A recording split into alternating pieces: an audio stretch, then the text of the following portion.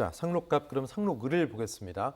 역대 총선 결과를 보면 상록갑과 을도 크게 다르지 않은 것으로 보이네요. 어떻게 보세요? 맞습니다. 그 2004년도에 처음으로 상록을이 분구됐는데 6번의 선거 중에서 5번을 그 진보 계열이 가져갔습니다. 네. 그 2004년도에 17대죠. 이때 열린우리당 임종인 후보가 이제 당선이 됐었고요. 18대 때 여기 그 새누리당 그 공천파동을 하고 친박영대 네네. 홍장표 의원이 여기서 당선이 됐어요. 근데 이분이 이제 당선이 되고서 이제 그 공직선거법 위반으로 해갖고 그 다음해인 바로 2009년에 바로 또 재보궐선거가 있었습니다. 네. 이 당시에 이제 김영환 의원이 민주당의 김영환 의원이 이제 당선되면서 18대, 19대 두 번 재선 의원을 하게 됐습니다. 그리고 20대 때는 지금 현역 의원인 더불어민주당의 김철민 의원이 새누리당, 국민의당 3파전 싸움에서 더불어민주당으로 승리를 했고요. 저번 총선에서도 김철민 의원이 이제 승리를 한 지역입니다. 네. 아까 말씀드린 것처럼 6번의 선거 중에 5번을 뭐 진보 계열에서 가져갔기 때문에 진보 텃밭이라고 불러도 손색이 없을 지역구입니다. 네. 재선의 김철민 의원 3선 도전이 유력한데 김 의원 외에 또 어떤 분들이 여기 도전하고 있습니까? 예, 뭐 앞에서 설명을 해주셨지만 이게 이제 선거가 아주 2016년 선거 흥미로워서 제가 네. 다시 한번 소개를 드리면 김철민 의원이 34.03, 국민의당 김영환 현 도지사가 33.47, 네. 새누리당 홍장표 전 의원이 32.49, 천신만고 끝에 국회의원이 됐죠.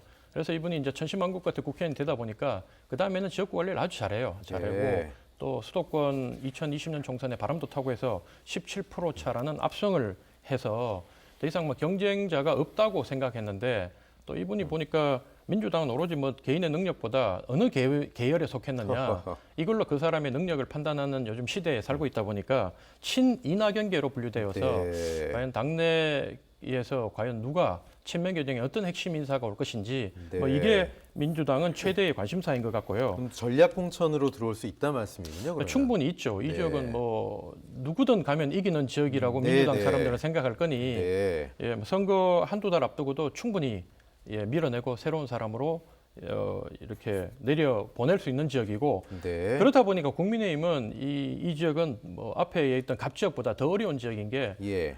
갑 지역은 그래도 기초의원 출신이라도 당협위원장을 정했는데 이 지역은 공모를 했음에도 불구하고 당협위원장 자리를 작년 지방선거 이후에 공석이 된 이유로 아직까지도 임명을 못하고 있는 상황이에요.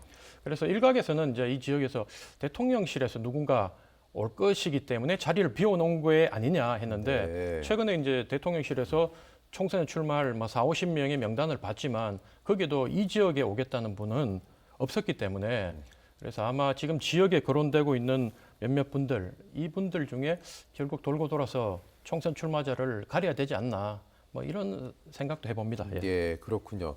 민주당 인사들 이상으로 국민의힘과 또 무소속 도전자도 눈에 띕니다.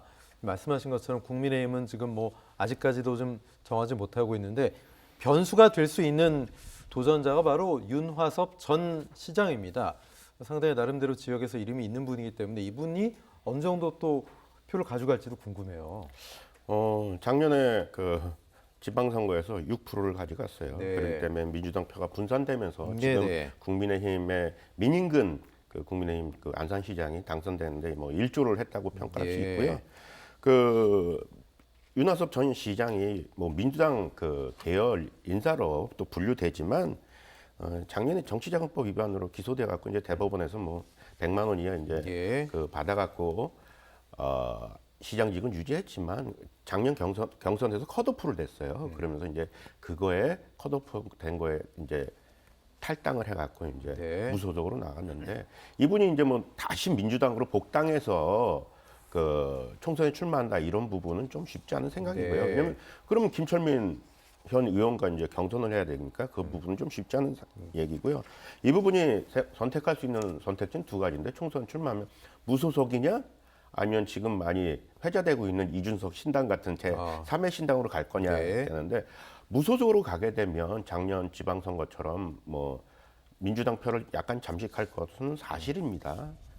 그리고 또 만약 이분이 작년에 무소속으로 해서 떨어진 낙선한 경험이 있잖아요. 그러니까 제3의 신당으로 갈 것도 배제하지 못하기 때문에 예. 이준석 뭐 제3의 신당으로 가게 된다면 뭐 예를 들어서 중도 보수표를 또 잠식할 수도 있는 거 아니겠습니까? 네. 이 뭐 총선이라는 게 몇백 배짜로 떨어지기 때문에 이분이 뭐 총선에 지대한 영향을 끼칠 수는 없지만 아마 제 생각에는 여야가 무소속이냐 제3호 신당으로 가느냐에 따라서 뭐 표 계산을 좀 해야 될 것 같다고 생각합니다.